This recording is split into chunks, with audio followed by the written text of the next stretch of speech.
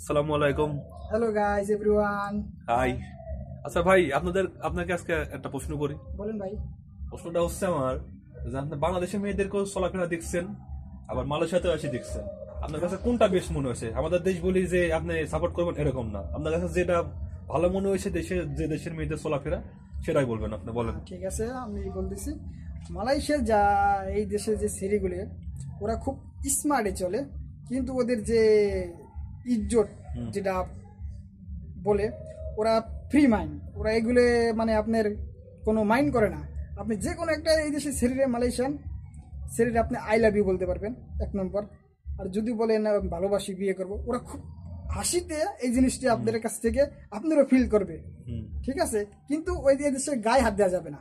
আচ্ছা, আপনাকে একটা কথা বলে, একটা আপনার হচ্ছে মালয়েশিয়া যদি একটা মেয়ে পছন্দ হইলো আমার, আমি যদি তারে বলি, তাদের প্রপোজ করি, বা সে যদি অ্যাকসেপ্ট করে তাহলে সমস্যা নাই, কন্টিনিউ রিলেশন চালা যেতে পারবো যে কেউ। আর যদি সে যদি মানে রিজেক্ট করে দেয় তাহলে ওই মেয়ের পেছনে আর ডিস্টার্ব করা হ্যাঁ, ওই মেয়ের পিছনে আপনি আর ওর পিছনে যেতে পারবেন না। ভাই এটা অনেক কিছু জানে, যার কারণে ভাইরা জিজ্ঞাসা করলাম। আমি আবার মালয়েশিয়া 7 বছর রানিং চলে ভাই, এই জন্য তার কাছ থেকে এক্সপিরিয়েন্স নিচ্ছি, কিন্তু বাট আপনাদের মাঝে শেয়ার করতেছি।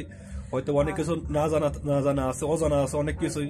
বাংলাদেশে মেয়েগুলো আছে, সুন্দর আছে, স্মার্ট আছে, কিন্তু ওদের যে একটা চলাফেরাটা ভালো না, স্মার্ট না।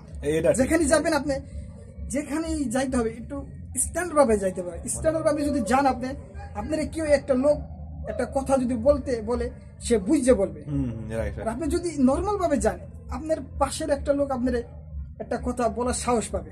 আপনি যেখানেই, বিদেশ হোক বাংলাদেশ হোক, যেখানেই হোক, স্ট্যান্ডার্ড ভাবে চলাফেরা করতে, মানে স্মার্টলি চলাফেরা, যেটাই বাংলাদেশে সবাই চলে। আর ভাই অনেক কথা বললো, অনেক কথা শেয়ার করলো। আপনি হচ্ছে সবাই আপনারা একটু লাইক শেয়ার কমেন্ট করে দেবেন, ভাইয়ের জন্য একটা ছোট্ট একটা লাইক দিয়ে দিবেন, লাইক দিয়ে পাশে থাকবেন, ফলো করবেন। Bye, next video.